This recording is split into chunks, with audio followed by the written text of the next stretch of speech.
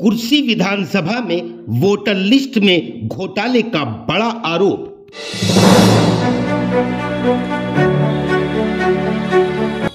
क्या 2022 में काटे गए 10,000 वोट? विपक्ष और प्रशासन आया आमने सामने।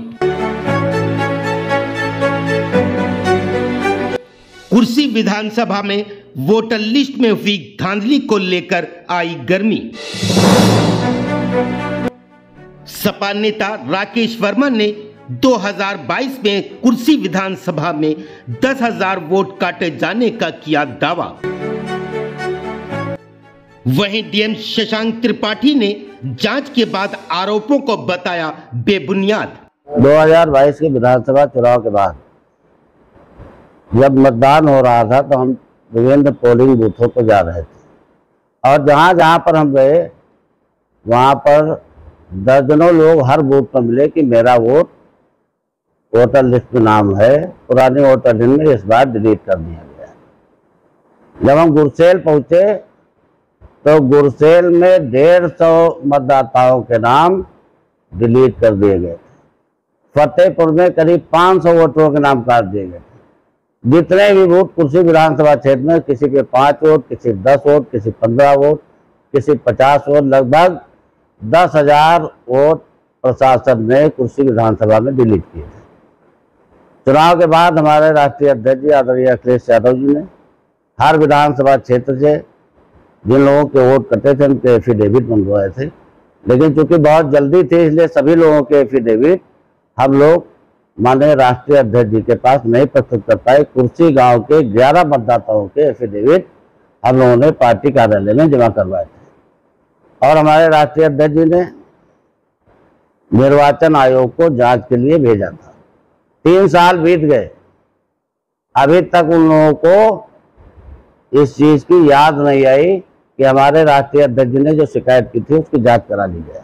जब हमारे राष्ट्रीय अध्यक्ष जी ने पार्लियामेंट में ये मुद्दा उठाया और पार्लियामेंट के बाद प्रेस की सभी लोगों को रिसीप्ट दिया, तब चुनाव आयोग जागा और जागा भी तो आधा अधूरा से मात्र 2 लोगों की जांच उसने कुर्सी गांव में भेजी।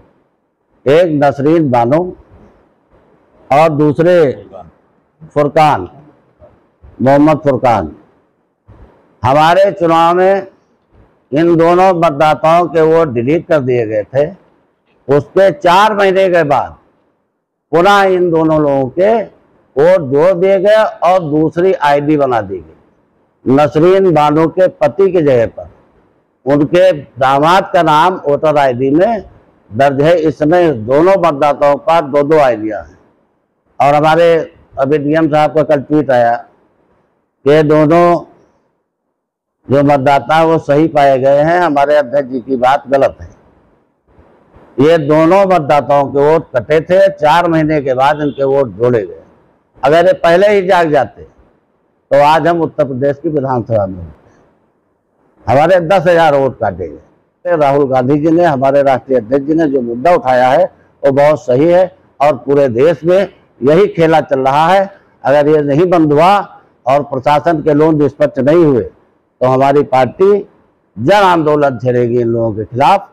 और हमारे जितने हर बूथ पर कार्यकर्ता लगे हुए हैं, सभी लोग वोट बढ़ाने में और वोट जो मतदाता जिनकी शादियां हो गई हैं और उनके वोट गांव में है तो उनको भी कटवाने में हम लोग चाहते हैं निष्पक्ष मतदान हो। क्या वाकई में वोटर लिस्ट में हुई थी धांधली?